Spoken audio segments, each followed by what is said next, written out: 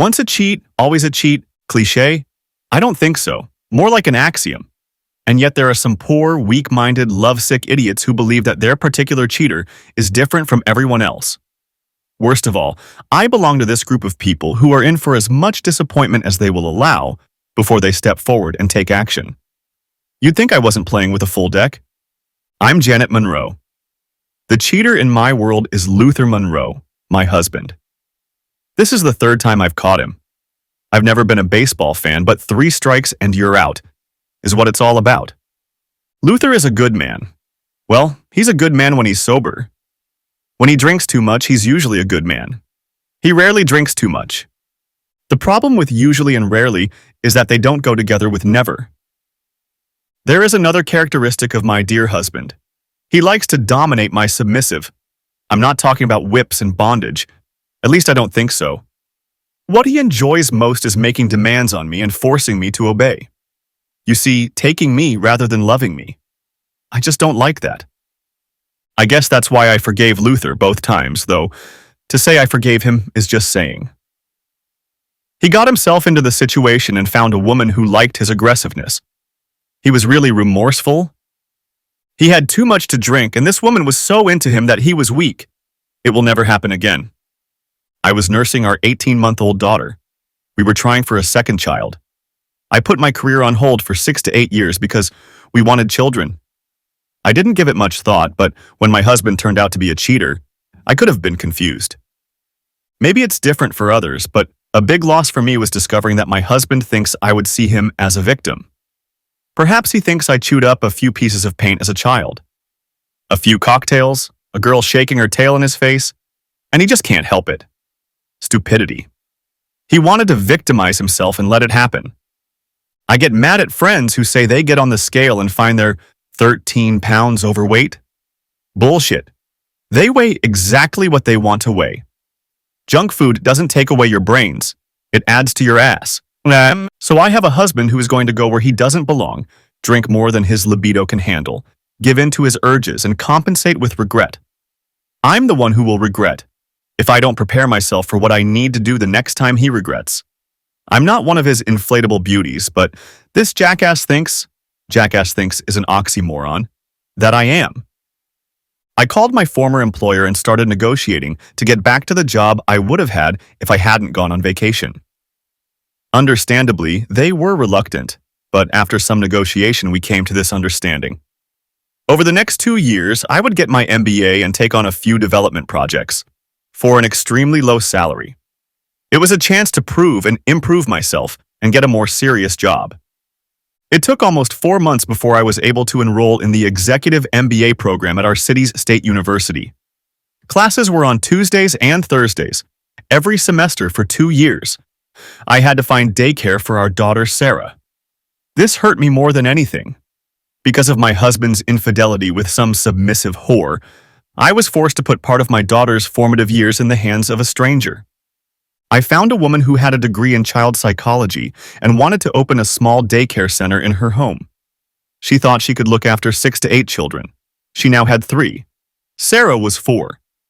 I could pick Sarah up, mostly on Tuesdays and Thursdays, and leave her at my convenience. I could pick her up any time before 6 p.m. It was a perfect fit. A little over a year later, the jerk, as I now call my husband, cheated again. I had about a year left to finish university, go back to work and get rid of him. This time, there was no confession, no feigned grief, just her stench at him. Then I decided not to confess my indiscretion. A couple of weeks later, out of the blue, I tightened my warning against further infidelity. I told him that if I caught him again, I would castrate him. He was puzzled. What does that mean? Why talk about it? He thought he was doing the sensible thing. I looked at him, the light was on, but no one was home. A month passed. It was an ordinary morning. Luther said, "Say, I'll be back a little late tonight. I have a business dinner." Business dinners on Wednesdays were becoming the norm for dumbass. He had to stay home with Sarah on Tuesday and Thursday nights because I was taking 2 extra courses in the evening. Executive MBA program. All the students except me worked full-time during the day. "What time will you be home?" I was sure he had nothing better to do than hang around doing nothing, but it would be a few more months before I could get everything I wanted. Not too late, around 9 or 10 o'clock. What's the name and where is Sarah's daycare center? Sarah had been going there for over a year now. In all that time, he'd never once had to know the name or location. And now it was a question. I wondered why. I swallowed my question, smiled, and answered. Barnett's, 13,129 145th Street. It must be written in the cheater's handbook that your spouse has only one oar in the water, when in fact cheaters are usually sharp as marble. Sorry for mixing metaphors, I was just thinking about it, and suddenly, I'm not all there. Okay, thanks. It occurred to me that I should know that. He walked out of the kitchen toward the bedroom. I was working in the kitchen. I know he didn't expect me to follow him, but I peeked around the corner. He reached into the inside pocket of his coat and pulled out a cell phone. The phone had a green casing. I walked back into the kitchen. He carries his phone in his pants pocket. It has a black casing. This corrupt bastard has 2 cell phones. He needs daycare info for his new girlfriend, or one of them. Well, that could be useful. I need to take a look at that phone. Dumbass came back into the kitchen. We exchanged the usual goodbye kiss, and he left. I had everything ready. It was time to get Sarah up and feed her breakfast. For the first time, I was sure I was going to get revenge on this dumbass. It was a war of wits and only one of us was armed. I was reading about segmenting markets when the phone rang. I hate landline calls. The caller ID says Kathy Barnett. And I answer, Kathy, what a pleasant surprise. How are you? Better, Janet, thanks to you. Having 2 little ones helps a lot. And from such a famous family, too. Well, that fool didn't waste any time. I don't want Kathy to know that I have no idea what she's talking about. Well, who she's talking about. A local celebrity, I guess. I decided to try it in the dark. Maybe it'll prime the pump. You've got to be kidding me. Ron Ward has written 3 bestsellers. He may not have been famous 6 months ago, but he's a national figure now. I'm behind the times. I haven't read anything not related to marketing or finance in a year. Truth be told, my husband works side by side with his wife. Neither of us knew who she was married to. Oh, so you don't know Mr. Ward, worried Kathy. No, I haven't had the pleasure. I'm sure Luther hasn't either. He'd be sure to mention it. I was hoping you'd introduce us. Well, now perhaps I can introduce you. He's the primary caregiver for the children in the family. His wife is an executive at some technology company, but you said you knew her. A first-class whore who's also a dumbass. I'll look forward to meeting him. She thanked me again for the recommendation. I marveled at the happy coincidence. Mr. Ron Ward was in the same circumstances as I was, though perhaps not yet aware of it. He had recently become rich, had become the primary caregiver, and was about to be completely abused in divorce court. If he plays along, he'll make a great partner. That's the 3rd strike against dumbass, Ron Ward. It was the best of times, it was the worst of times, it was the age of wisdom. It was the age of stupidity, it was the age of faith, it was the age of disbelief, it was the season of light, it was the season of darkness, it was the spring of hope, it was the winter of despair. I'm Ron Ward, and I wish I had written those words, not Charles Dickens. I was running them through my head because they fit my life at the moment. Until a few months ago, I was a financial analyst and part-time writer. My 3rd novel, Good Luck Fiction, became a #1 bestseller. Shortly thereafter, sales of my first 2 novels also skyrocketed. The novel was a James Bond-style spy thriller. The villain was an unscrupulous, wealthy, and well-connected hedge fund manager. Through careful study, he became an expert on how news affects stock and commodity prices. Instead of waiting for news and reacting to it like everyone else, he developed ways to spread false reports in ways that gave them the appearance of credibility. He made huge financial moves before the false reports came out, and when the rest of the financial world followed, he made profits before the false bubble he created burst. He made money hand to mouth until the unthinkable happened. His rumors came true. He predicted that a 3rd world dictator would stop mining in his country, cutting off the flow of rare earth materials. The dictator read the story, liked the power he could gain, and stopped mining. Then the villain saw an opportunity to create a reaction to the dictator's actions that would lead to world chaos. Fortunately, before the world economy collapsed, the hero spy caught the villain and wrote some rumors that brought the world back from the brink, as he always did. This was the first time I used the concept of fictional writing creating real events, and it wouldn't be the last. My success in book sales was just beginning. I was suddenly being contacted by all sorts of people who wanted to make the book into a movie, and those who wanted to represent me, taking most of my income so others wouldn't take most of my income, or so it seemed to me. Sure, those were the best of times, but they were also the worst of times. Someone said that nothing brings success like success. I can only assume that person has never been successful. Success messes up life a lot. Things are changing. Sure, you can get a wider seat on an airplane, but suddenly there are demands to fly everywhere and all the time. People are looking for you. No one will leave you alone. You've captured the essence. All these changes have taken a toll on my marriage. Well, I'm not sure about that. Some things have been hard on my marriage. My wife Maureen is organized and logical. She and a few of her college friends joined a new technology company right out of college. They became a great team. Within a few years, her group was essentially running a company that had grown more than 20 times in that time. I know my success changed her view of order, but it seems to be more than that. Maureen and I have two beautiful children. Our oldest, Ben, is 3 years old, and his little sister, Andrea, will be 2 in 3 months. Maureen is Vice President of Sales and Marketing at Widgets, Inc. She took a 2-year leave of absence to have our children. Ben was born the day her leave started, and 6 months after Andrea was born, she went back to work. I stayed home with the kids. Maureen's spontaneity was close to zero. She liked that I was working a stable job with a small income and dreaming of being a writer. This guy could reliably stay home with the kids and do what he was told.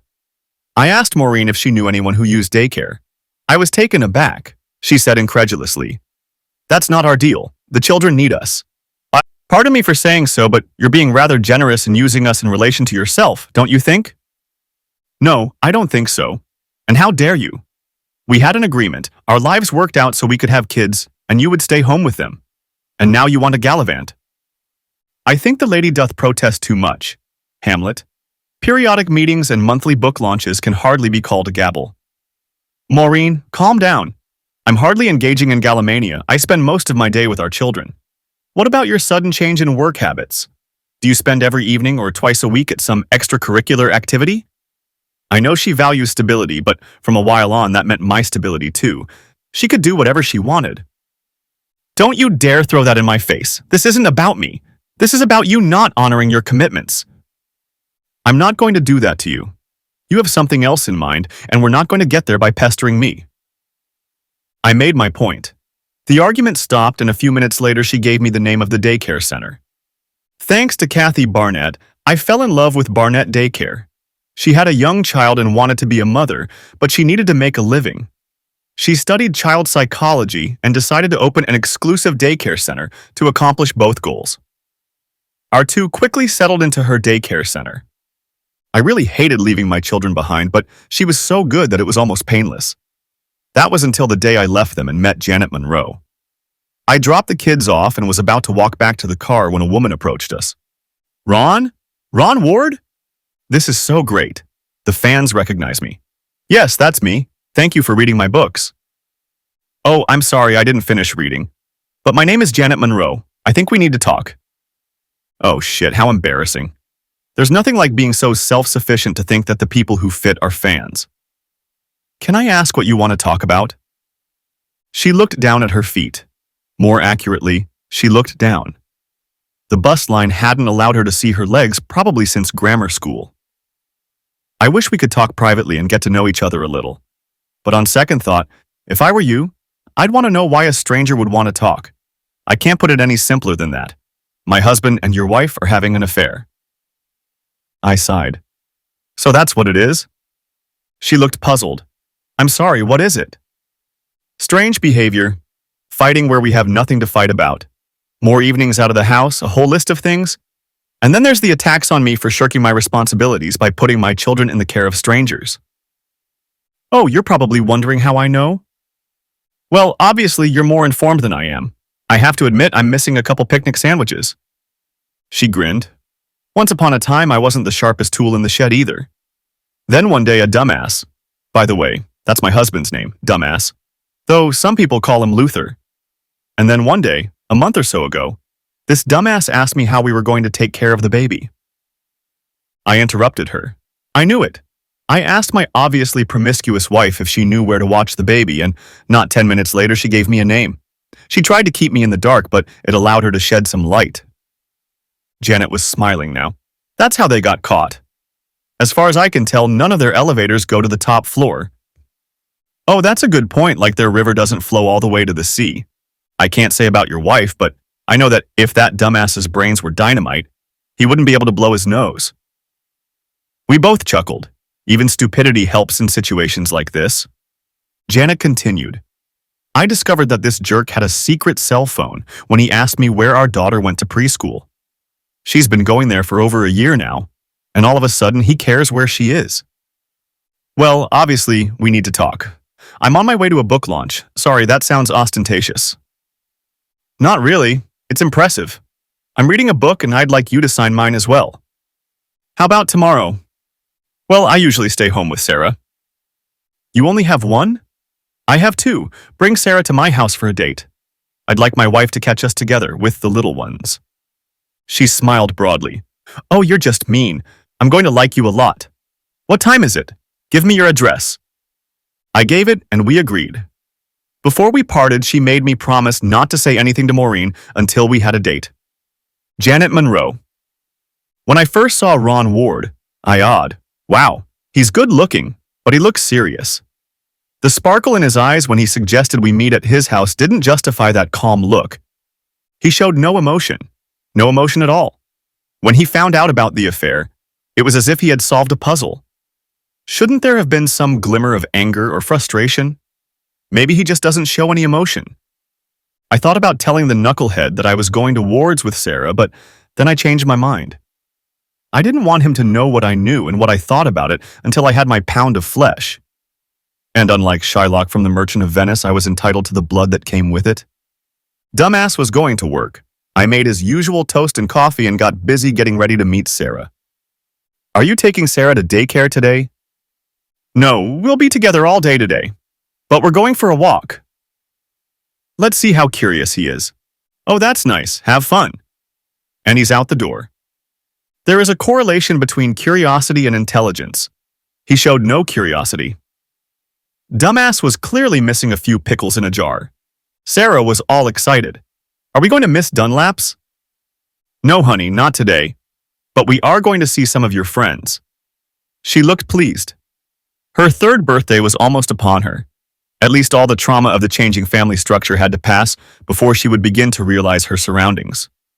Putting a toddler in a car seat and packing the essentials for a few hours away from home is about the same as what pioneers must have experienced loading a boxcar. I packed the essentials, then Sarah got into her car seat. Unless we needed rattlesnake serum, we were ready to face the world. 30 minutes later, we were at the Ward's house. It was a nice suburban house, large yard, nice lawn and garden. Apparently, Ward's was doing well even before his novel started selling. I was getting out of the car when Ron showed up with a beautiful 2-year-old in his arms. I called out to Sarah and we turned toward them. Ron turned to Sarah. What a little beauty. What's your name? She turned her head, still a little shy. Andrea, Mommy. When Sarah said this, Andrea turned and smiled broadly. Instantly, the shyness of both of them disappeared. Ron looked into my car. I'd say you've had enough for the morning. He grinned stupidly. You should see what it looks like for 2 people. They should provide a Sherpa or Schlepper with those regalia.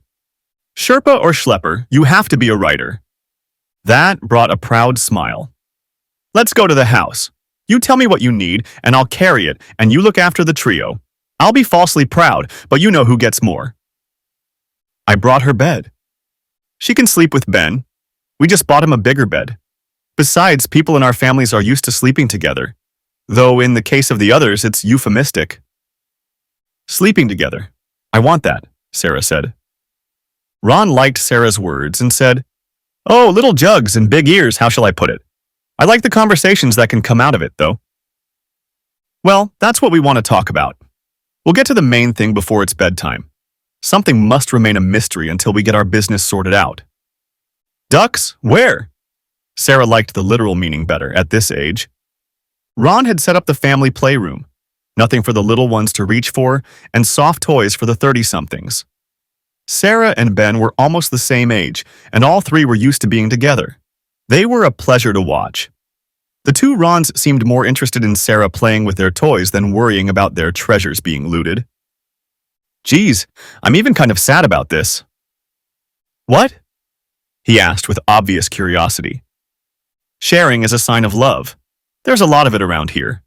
It's a shame that some people don't know boundaries in their sharing. Let me button up your car and we'll explore this. Ron returned and found the three of them crawling around 2 toy trucks and a teddy bear. There was some kind of story connected to the trucks and the bear, and we were barely in the background. Thank you for coming.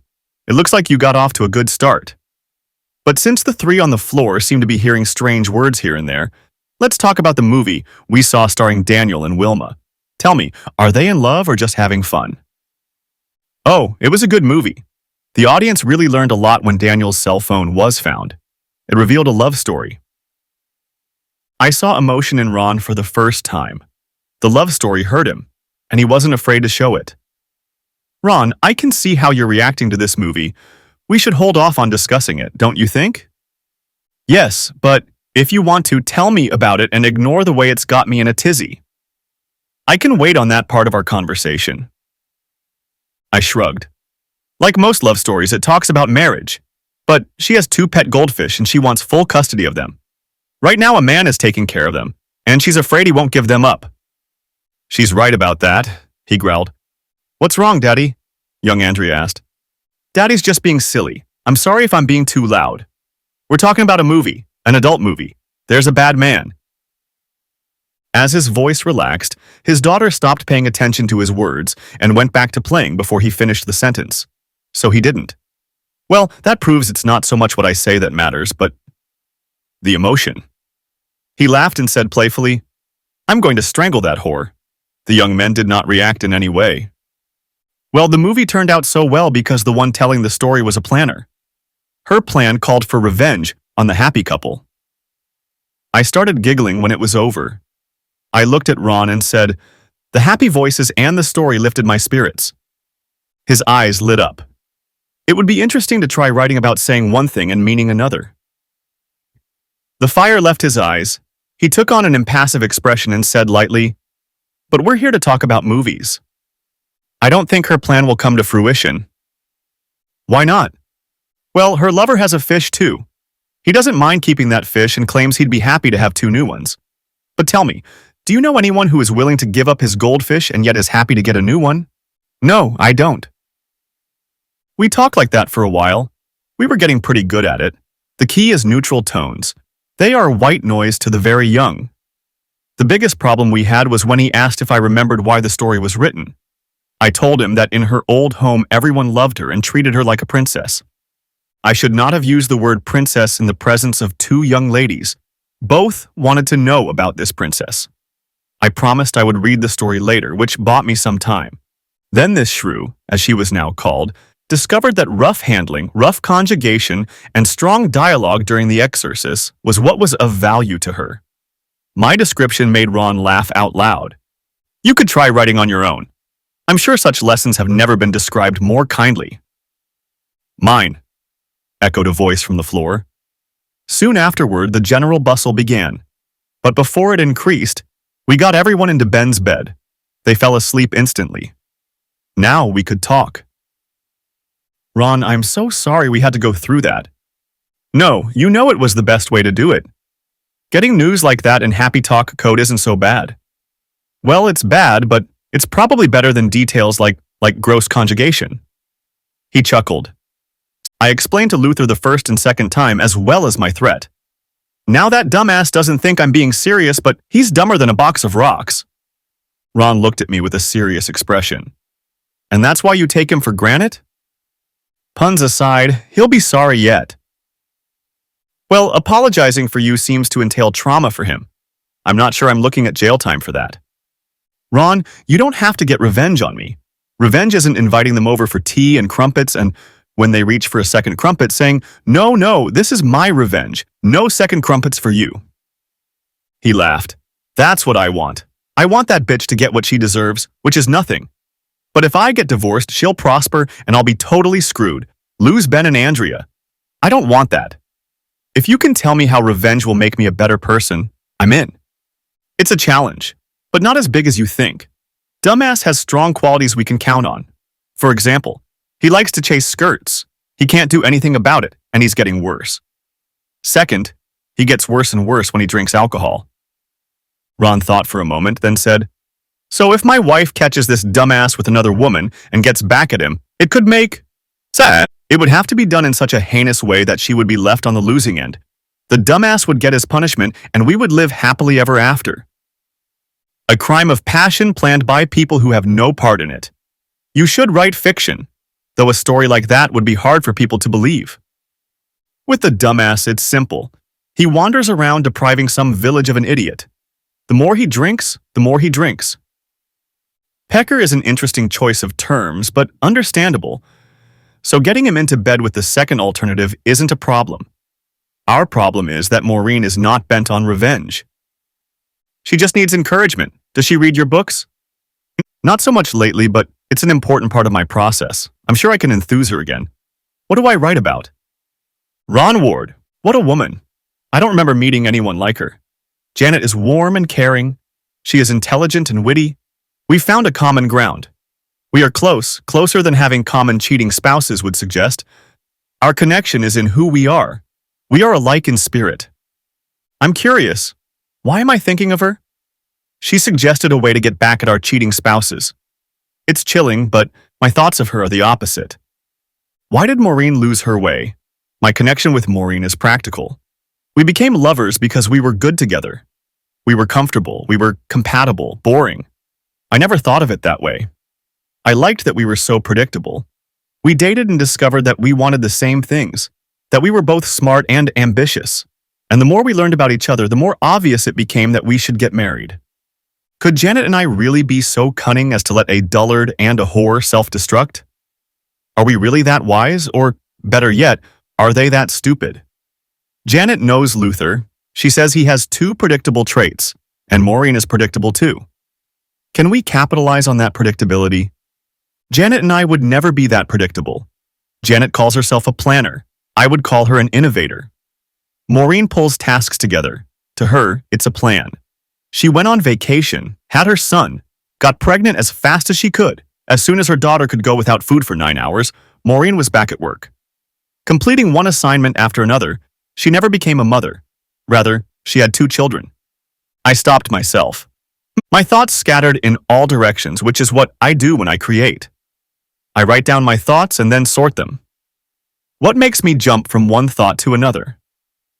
Just a few hours spent with Janet gave me an idea of what happiness looks like. She wanted revenge. But our meeting wasn't about revenge.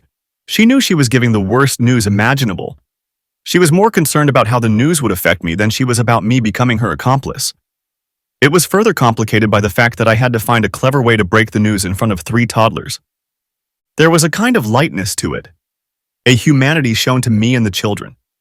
Janet had a purpose. More than a purpose, it was her purpose, her holy grail. And at the same time, she cared about me, a stranger. Maureen and I had never shared that kind of humanity. Passion? Yes. Partnership? Yes. Love? I suppose we did. But real caring? Not really. Maybe Maureen had found it in Luther. I sat back in my chair and stared into the void. Maybe I was wrong. If I felt something related after only a couple hours, maybe it was okay. Maybe Maureen had just gotten on. Bullshit. I didn't entertain Janet, and I don't intend to. I'm not conspiring with her to take our children away from Maureen. I'm conspiring with Janet to prevent Maureen from intentionally hurting me. I want to think of my wife as the person I thought I married. Either she's changed or I misunderstood her, but she's not the person I thought I married. I pride myself on my prudence. I see the virtue in being prudent. Perhaps that's how I want to live my life, but right now, if I'm prudent, I'll be nailed to the wall. I have to set myself up to be unreasonable. Not just unreasonable, but unreasonable to the extreme. Or I'll be run over. My thoughts are still bouncing around like spit on a hot frying pan. I may be the one missing a few slices for the loaf. Time to start planning. Or maybe better said, plotting. I asked what I should write about. Janet's advice was to make lovers paranoid for fear of exposure and fear of retribution. I decided to write about a jealous husband. I didn't elaborate on why he was jealous, skipping ahead in the plot outline to his plan to shoot his wife and frame it as a botched robbery. And I wrote a couple thousand words and emailed them to Janet, as we were used to doing. I asked her what she thought about what I had ventured to write. As is her custom, she would read it, in some cases several times, and then we would discuss it. Janet Monroe. Ron Ward understands this. Every time we get together, he is so thoughtful of me and Sarah. He is also quietly carrying out our plan. After our first meeting, he started writing a murder mystery. His wife told him it was going nowhere, that he couldn't create sinister characters. There was no mood to make readers believe that this jealous husband could kill his spouse. That was 2 weeks ago. Today is Friday. Dumbass is always home on Fridays. The difficulty with these evenings was that he usually wanted to make love. I usually held my nose and joined him. Tonight, he grilled steaks, potatoes, and corn cobs. We had count 'em, two bottles of Silver Oak Cabernet. It's an extraordinary wine, but I knew he was trying to get me to do something. We were sipping the last wine and he looked at me and said, "I think I'm going to buy a gun." I almost spat my wine out at him. "You're a romantic devil. You know how to set the mood." "No, I'm serious. This is a dangerous world. We have to protect ourselves."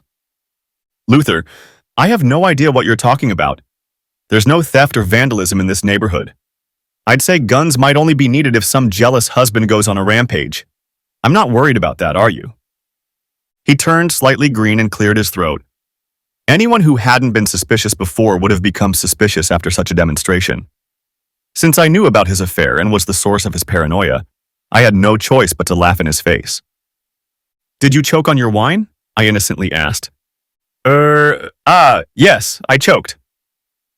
"Luther, I hate to say this, but you're so dumb that if you threw yourself on the ground, you'd miss. You don't know how to handle a weapon. Why don't we quit drinking and go to bed?" Telling a woman you're buying a gun and then inviting her to bed, his cornbread still soft in the middle. I'll admit the wine had an effect on me. Besides, he always passed out after a quick and not-so-pleasant session, and afterwards I could get up and check his second cell phone. "Why not, you old charmer?" We headed for the bedroom. Not 15 minutes later, the goofball was snoring and I was pulling out his cell phone. My dear hubby reminded me a lot of Einstein. By this point, they were both brain dead. He password protected his second cell phone, the same password as the first. Dumbass and his room temperature IQ. I opened the phone and found there a steady stream of messages about jealous husbands and gun purchases. Maureen was scared to death of guns, and Dumbass offered to buy her a stun gun, and with a laser sight for $400.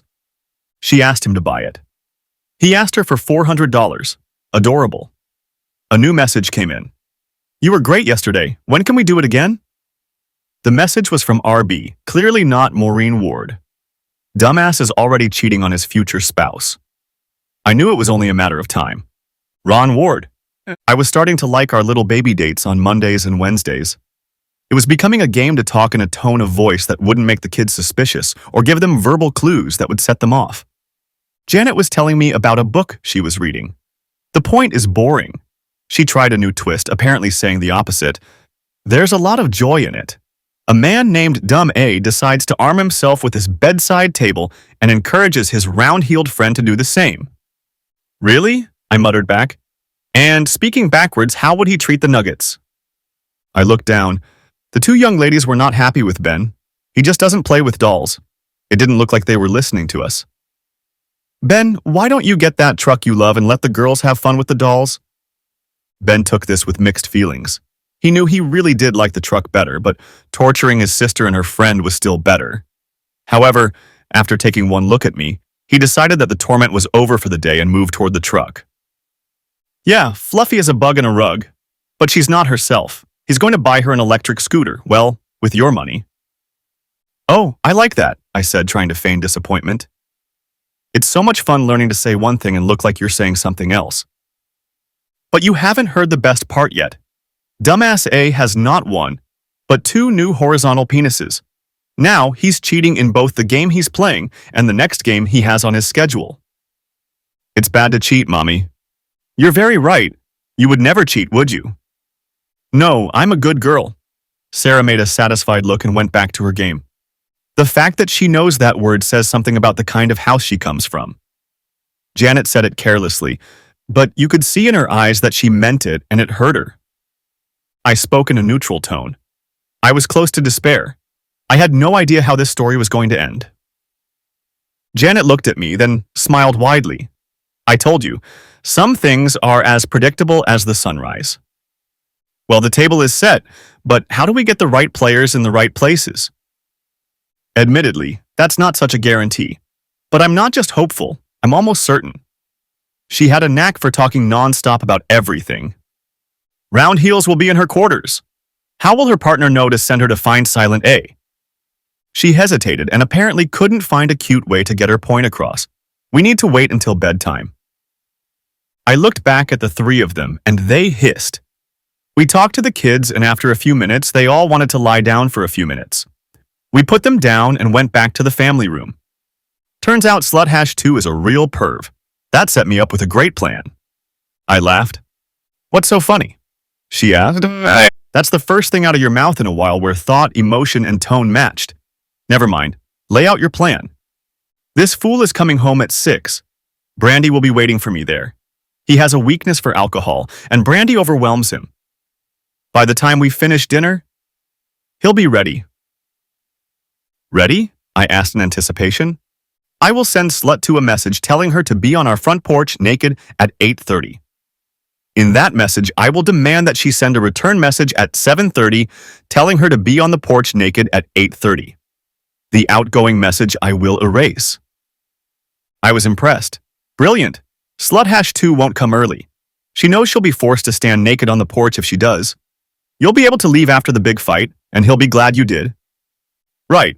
Sometime before 7:30, I'll let this dumbass know what I know about his women. I'll tell him I'm done.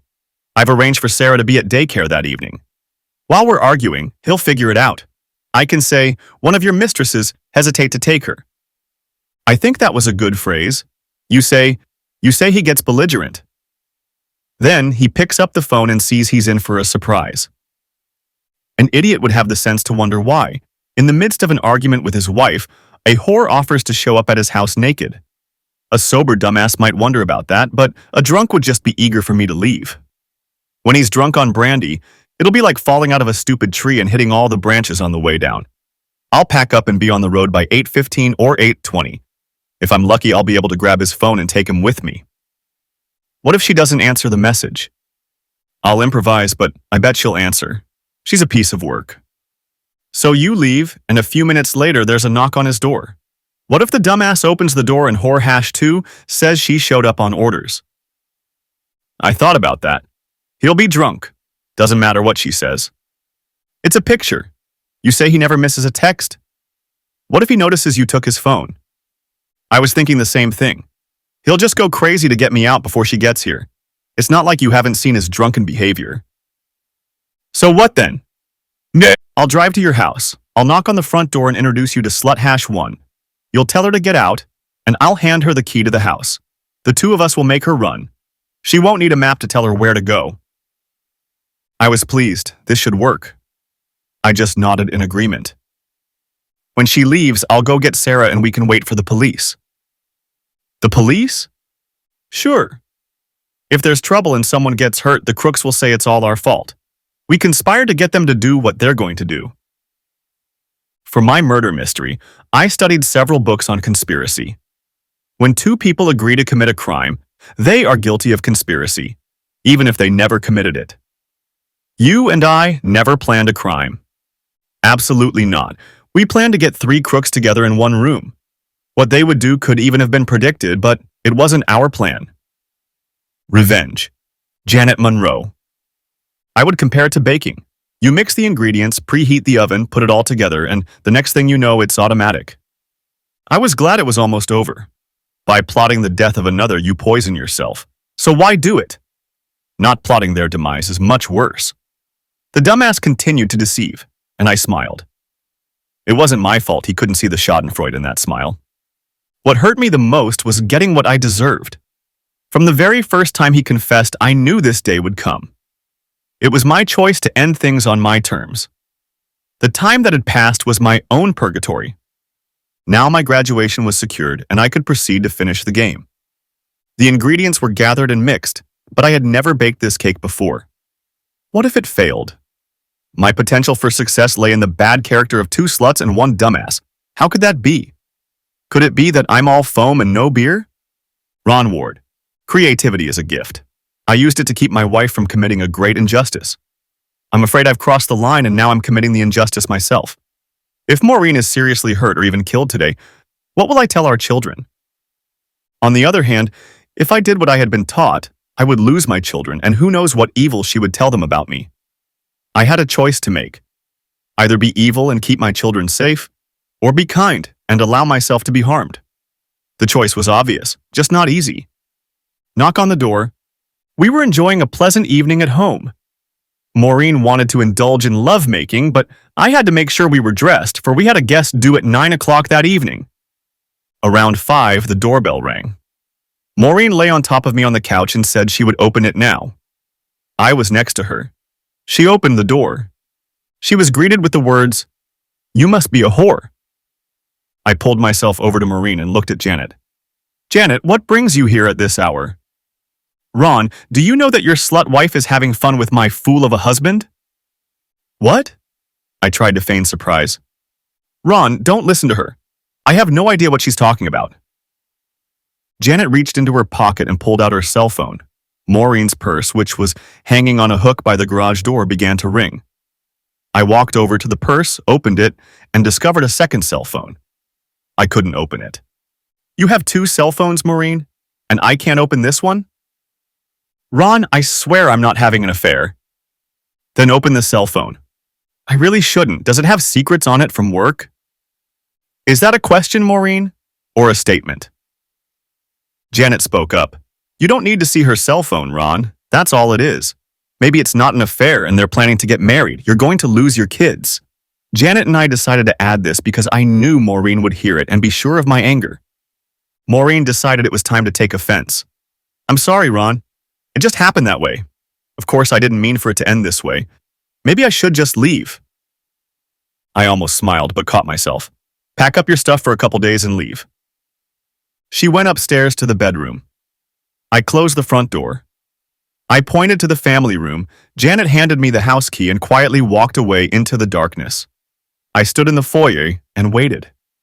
Not 15 minutes later, Maureen came down the stairs. She was crying and visibly shaking.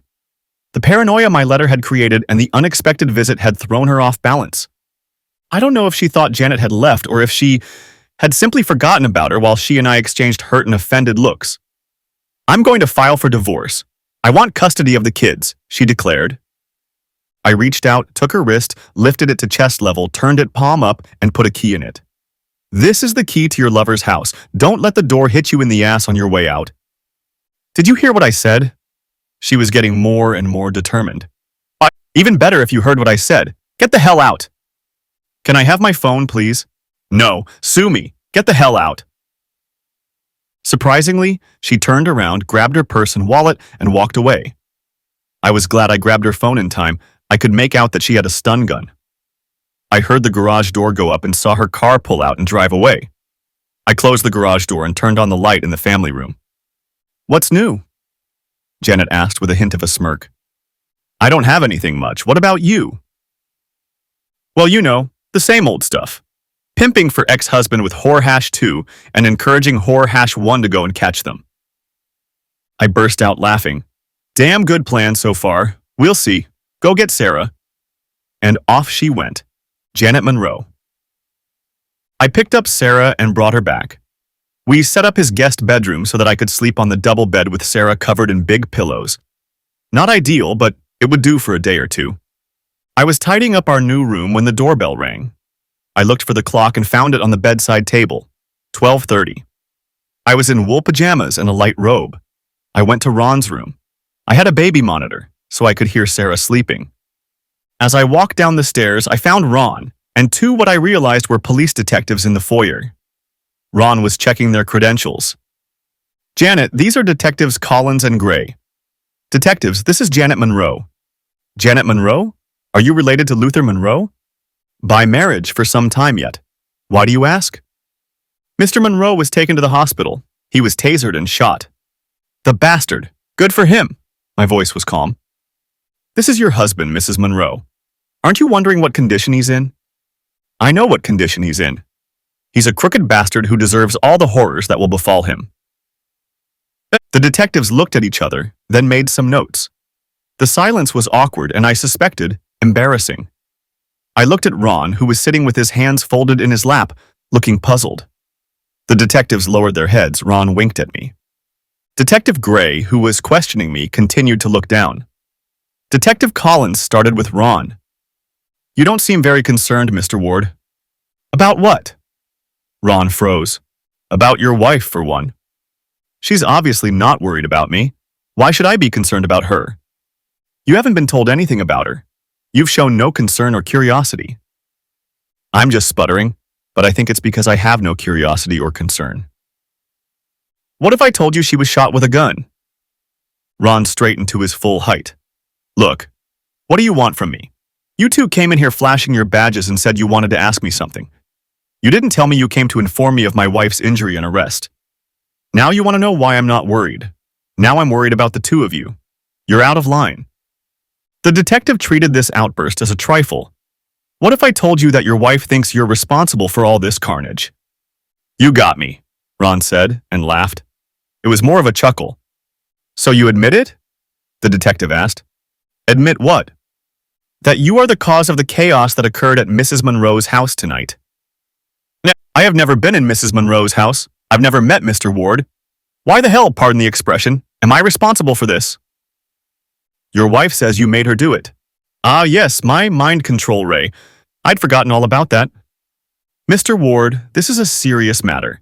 This is a criminal investigation. I suggest you take it more seriously. The detective shook his finger in front of Ron's face. I have a better idea.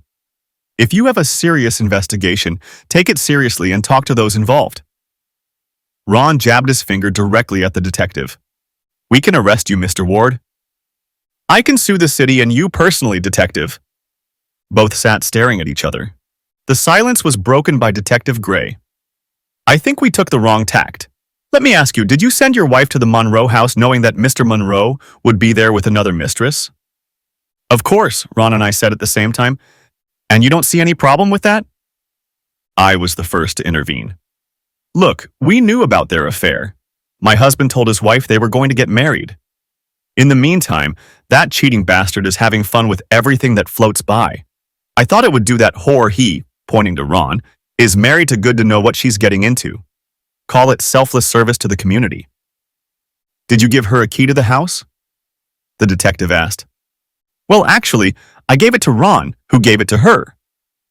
Why did you do that? I don't need it anymore. She's about to marry a womanizer, so she might as well have it. You knew she'd use it tonight and catch Mr. Ward and his lover. The detective leaned forward as if about to prove his point. Did you know? No, I fervently hoped so. Look, I don't know what they or she told you, but it's simple. We hoped they would come face to face with their bad behavior. It did them good. Mrs. Ward says she bought the stun gun because of you. A glance at Ron. She bought it because Mr. Monroe wanted her to buy a gun and she hates guns, Ron said. How do you know that? It's on his phone, I said, holding out my phone. We're going to need it. It's evidence. I held out my phone to him. I'd saved it in the cloud anyway. Mr. Ward, the detective said, your wife told us you wrote a story about a man who, as a writer, plans to kill his wife. Well, I'm just in the process of writing such a story. I'm an author. She also says she overheard you buying a shotgun. Who are you people, really? Overheard me buying a shotgun from whom? Where? She must have heard me dictating to the computer. That's the point, isn't it? You're an author writing about an author planning to kill his wife. Your wife gets paranoid and buys a gun. You send her to her husband-to-be and she shoots him. Ron laughed. I hope you're taping this. You want me to feel bad because my wife, the cheating whore, has guilt because she's a cheating whore. That guilt makes her paranoid because her author husband is writing this article. Either her guilt or her paranoia makes her hurt her lover, And it's my fault in her opinion, right? They didn't seem to want to answer that rhetorical question. After a pause, the second detective spoke. There's also the matter of Mr. Monroe's injury. Mrs. Monroe, Mrs. Ward told us that you promised to castrate your husband if you caught him again. Promised, said the detective. Let me outline the scene for you if I may. Mrs. Ward entered the Monroe home using your key. She passed into the bedroom and found Mr. Monroe and Miss Morgan there on the bed. He was kneeling behind her. She was on her knees and lying face down on the bed. They were engaged in copulation. Mrs. Ward shrieked, grabbed a stun gun and shot Mr. Ward. I should say at the moment of joining Miss Morgan. Damn it, I knew she could do that. Janet's face reflected genuine joy. The detective looked at me and shook his head. The shock from the stun gun knocked out both Mr. Ward and Miss Morgan. Miss Morgan's arms were secured on either side of the headboard of the bed. They were loose enough that she couldn't use her hands. She regained consciousness and reached for the bedside table where Mr. Monroe had placed the gun. Ron said, Maureen was right. Ordinary people get in trouble with handguns. Miss Morgan found herself crushed by the weight of the unconscious Mr. Monroe and stunned by the indirect blow of the stun gun. She swung the butt of the gun at Mrs. Ward, who was standing by the bed at the time, and struck the unconscious Mr. Monroe with her boot. The gun went off, striking the outside of Mr. Ward's thigh. Mrs. Ward was hit in the side of her face. Her eye is badly swollen. She may be disfigured. Ron was relieved. I can live with that. Hopefully she can too. May I ask why you're here, Mrs. Monroe? One of the detectives asked. I plan on living here temporarily while we finalize 2 divorces. So you and Mr. Ward are close too? Ron smiled and I replied, well, we're friends who were thrown together by spouses whose vows meant nothing. But that's all we are for now. I think we both hope it can become something more, but time will tell. I couldn't have said it better myself, Ron repeated. He turned and looked at me, and for the first time I saw him as more than just the father of my daughter's friends. There were a few more questions, but in the end, none of the officers could figure out what crime we had conspired to commit. I advised this dumbass not to buy a gun. I even had a recording of that conversation. I also had a tape of our last argument. Apparently the dumbass said I told him I was coming back and that's why he pulled out a gun. I didn't say anything like that. I think the dumbass's lies are what helped him get off of us. Blended family, Ron Ward. We didn't pay much attention to it. We didn't have any plan. The night I kicked Maureen out, we decided it would be easiest for Sarah to spend time in the house. She spent a lot of time in ours. Shit. Not ours, not anymore. I looked at the clock. 8:30 in the morning. 8:30. I never sleep before 8:30. I got up, threw on my robe, and went downstairs. I was halfway down the stairs when I smelled coffee and breakfast. Soon, 3 little voices were giggling and starting to enjoy their breakfast. I walked into the kitchen and saw Janet sitting with them with her back turned to me. Your mom's going to be gone for a while. Sometimes that happens. I know she still loves you both. What about me, Mommy? Sarah asked. Honey, this isn't about you and me. This is about Andrea and Ben and their mom and dad. She's not here right now, asked Andrea. Miss Janet, will you be here? Janet paused and I uttered, Good morning, everyone. I will try to answer your question, Andrea. Janet and Sarah will be staying here as our guests. We have not yet discussed how long they can stay. Now, if Mom won't be here, she can stay and sleep with you to keep you company, Ben suggested. Well, she might. We'll see. I looked at Janet, whose wide smile said she'd be happy to keep me company. I thought about Hurricane Katrina. If you lived anywhere in the world, it was a terrible disaster. But if you lived in the hurricane's path, the disaster was real. Somehow, talking about my mom not being home and Janet keeping me company took on the same meaning. My life was forever changed because of last night. Janet Monroe. Sarah was up early. We quickly found out that Andrea and Ben were up as well. We went downstairs to get breakfast. It was a little tricky, the kitchen wasn't very familiar to me, but I had spent time in this house at children's parties. We got along just fine. I pondered the legal issues facing Ron and me.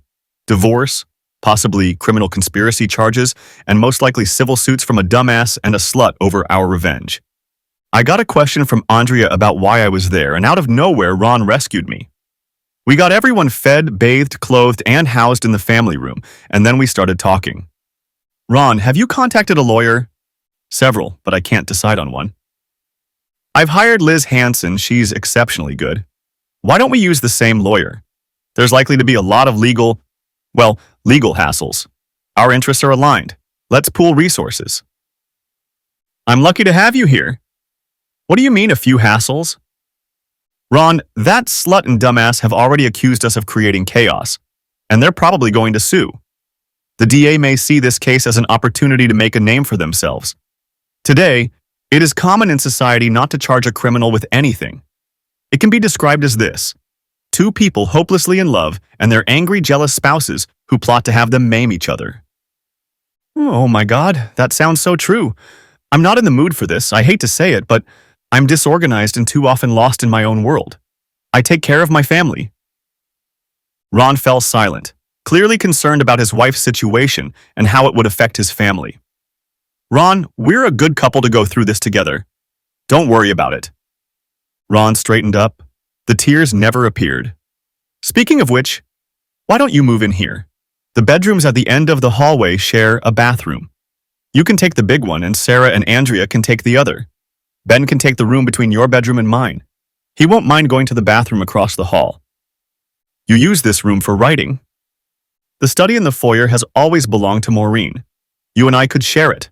That would be perfect. I'd like that. I can help you, I know I can. But I need your support as well.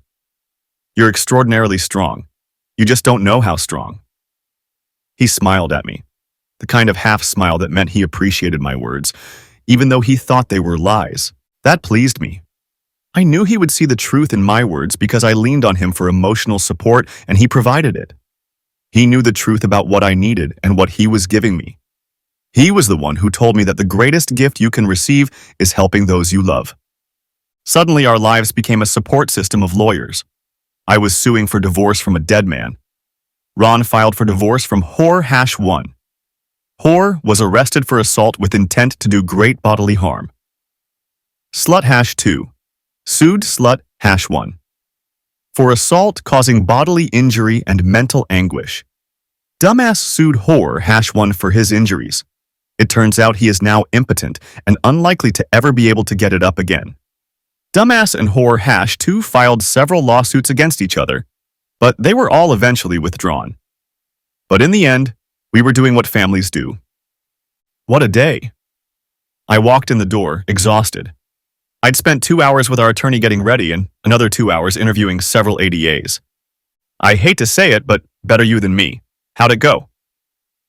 Ron smiled and handed me a vodka and lime tonic. I had a fight with Liz, mostly. She wanted me to gloss over the fact that we were trying to get a slut and a dumbass together. I told her there was too much evidence on the phones that we wanted them together. Our defense was that 2 people conspiring to bring 3 other people together was not conspiracy in any sense. The ADA had to agree. I think that part is behind us now. We've made a lot of progress here too. I've been watching them. They're confused. Sometimes the 2 older ones want to be together. Sometimes the 2 girls want it. But never brother and sister. Eventually, they figured it out, and I got a chance to sit with the 3 of them and talk about love. Love? Not about arguments and fights? No, their problem is that 3 is not a good thing, and they are in the worst of combinations. They just need to realize that because they love, they're going to hurt sometimes, and they need to learn to express it without fighting. All the legal intricacies have been forgotten. I know he's doing this on purpose. Relationships are important. Family is important. The world doesn't run us in our home. But this is not our home. We are not a family. Whore-1 was eventually found guilty of assault, and because of the injuries to the deceased, she received 3 years in prison. Her behavior also ruined her chances for custody. A scar on her face and months of dealing with lawyers plunged her into depression. She didn't want to see or be seen. Dumbass had been shot in the left leg. He too was an embittered and broken man. The stun gun made him unable to get up, and it made him vindictive. The legal battle between him and Whore-1 was epic. He managed to convince the jury that what she did to him was wrong, but in the end they had no sympathy for him. He was only awarded $100,000. It turned out that in the divorce, I managed to convince the court that the jackass had spent too much of our joint assets on a bunch of lawsuits that were a direct result of his womanizing. Everything he had left, including $100,000 from Whore-1, was awarded to me. The exchange of that money was the most satisfying of all. Ron wrote a check to Whore-1. She wrote a check to Dumbass. Dumbass wrote a check to me. It was a weird time. Ron is an incredible human being. He cares about people first and foremost. Sure, you could say that everyone does, but he's not like that. I first noticed it in his attitude towards his children.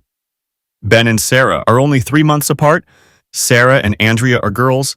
Ben and Andrea are brother and sister. Or to put it another way, they were 3 couples, each with a child. When I see the kids fighting, I find what they are fighting about and eliminate it. Ron sees what they need and goes beyond fighting and helps them grow closer to each other. It bothered me that Ron is building a family of 5 of us, yet the adults don't have a loving relationship. But I hoped it would come. I couldn't understand why a man who empathizes so much with everyone else couldn't see my vibe. On the other hand, his heart had just been broken, and he was relying on me to help him with the strategy of these legal proceedings. There's little emotion in law, and none of that is going to help you win your case. Ron Ward, I started this story with the best of times and the worst of times. This year, there were at least both. Janet and I never intended to be more than co-conspirators, certainly in a non-legal sense. But circumstances changed everything. 2 stay-at-home parents started living together. It was crazy for a while. Maureen and Luther turned on each other. The DA started going after us. The couple tried to play the victim and sued us. I couldn't have handled it. Janet did. Janet and I supported each other, and when things seemed bleak, we had 3 young people who were totally dependent on our help. Helping someone else is better than any other therapeutic process. My emotions ruled me. I had lost my wife, gained a child, and a new partner. I just couldn't see us as a couple. Instead, we were partners. The world was against us, and we joined forces to stand up to all comers. It was a time overflowing with emotion, and I think it consumed me. We went through all of the divorce and civil proceedings, and all that was left was Maureen's criminal trial. Maureen was distraught and had nowhere to turn. It was during this period that I discovered that my love for her had died. I knew how she felt and what she needed, but I was not inclined to do any of it. I could read a stranger on the street and sympathize with him more than I could with Maureen. Her situation must have been distressing to me. The blow to her face left an eye slightly smaller than her right, and a noticeable scar on her cheek. Having lost everything, she was wallowing in self-pity. I had only one thought. There is supposed to be a special bond between children and their mother. Although outwardly Maureen was a good mother, both children quickly became attached to Janet. It was a more loving bond that the children felt immediately. But I knew my children needed a connection with their mother. I recorded a message for her from Ben and Andrea and made sure it was delivered while she was awaiting trial on a criminal case. She lived in a small apartment and continued to work. I was sure she would lose her job if she was convicted, but they were kind enough to keep her income. The only message I got from Maureen was a T after she got a message from her children. I'm sure it hurt her to see her kids happy without her, but I was only thinking of them. If Maureen was suffering, it was through no fault of her own. The legal hassles settled down, and suddenly we were another family of 5. It hit me like a ton of bricks. We are not a family. Why hadn't that occurred to me before? After thinking about it for a while, I decided it was a self-defense mechanism. I could help myself by helping everyone through the crisis. I didn't have to think about my situation if I focused on others. It was now quite obvious that Janet had real feelings for me. I knew it, and just refused to accept it. Like I would explain to her that I had fallen in love with her but wouldn't act on my feelings because I refused to deal with them. I was at a loss trying to decide how and when to tell her about it. And lo and behold, not a day later I was already at her place. "What's wrong, Ron?" Janet asked, holding my hand. "With me or with us?" "Take your pick." There was confidence and a slight playfulness in her eyes. Why does something have to be wrong? We sleep in separate bedrooms and fantasize about sleeping in the same bedroom. Do you do that too? No, we didn't do that after that. I was amazed. I don't know how many women I've had, maybe 10, 4 in serious relationships, and maybe half a dozen one-night stands. Sex with your first partner is always better. Even if you think you're in love, your first time is more biological than emotional. It wasn't like that with Janet. Well, it wasn't exactly like that. It was more than a connection, a hope for more. We'd been in love and waiting for it much longer than people of our age. I wondered if my grandparents or their parents felt such closeness when they finally cemented their love. I did love Maureen, or at least believed I loved her. But I never had the connection with her that Janet and I had that first time and all the times that followed. Nerd that I am, I wondered if I could write about such emotions and convey them in a way that people could understand. Who thinks about such things? I chuckled to myself. I'm not good enough to be that stupid. I moved away and left no address. Our life together didn't start from the first chapter. It's not as easy as you think. Janet and I ended up laughing about it. Any normal life involves meeting, dating, falling in love, getting married, defining your dreams and starting to realize them. Dreams can include careers and children. We were dating, dreaming of kids, planning the end of failed marriages, getting to know each other and living the dream before we even talked about getting married. But things just kept getting better and better. Janet told me we were having our first or fourth child, depending on how you count. I had never been happier. We were settling in and life was good. Maureen got out of prison and moved on with her life. We hadn't heard from her and had no idea how to contact her. I felt like I should have sympathized with her or our kids or something, but I didn't. Janet was having problems with her previous and future employer. They held an opening for her and were preparing her for it, but she wanted to go on maternity leave. She came back and worked until she gave birth, so it seemed to me. But her purpose changed. She no longer wanted or needed a big job. She spent time training her replacement. She negotiated a return to a smaller position. Who does that? I found out about her planned demotion one night after dinner. We were enjoying 3 children and waiting for the 4th while she explained what was going on. The boss got agitated and asked why I wanted to take a vacation and then come back to a lesser position. Do you know what I told her? No, I'm almost afraid to ask. At those words, a gleam appeared in my eyes. I told her I wanted a vacation because life is beautiful. You have to get it. I suppose it's not so important to you whether you stay at work. Not at all, she replied. It suits her just fine because it will give her what only I can give her, my absence. Then we both laughed. I continued to write and the books continued to sell. We spent most of our time together. Our child was named Jonathan, after Janet's father. Both of her parents had died relatively young and she spoke of them often. She claimed it was her father who taught her sarcastic humor. As the years passed, our love grew. I grew tired of my spy books. I tried to write an autobiography, calling it Chapter 6, because our romance began in the middle.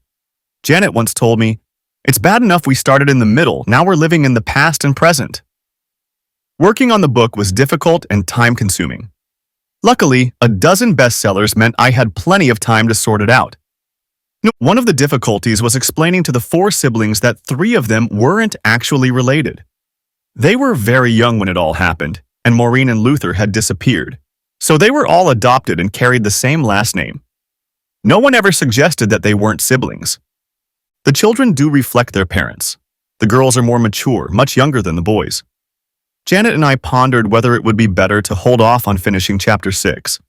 It might be a shock to the teens to find out their true relationship. Ben once asked why he was only 3 months older than his 13-year-old sister. Her answer was priceless. I don't have the time or the crayons to explain it to you. Thanks for watching. I hope you enjoyed it, so subscribe to my channel and watch the next video.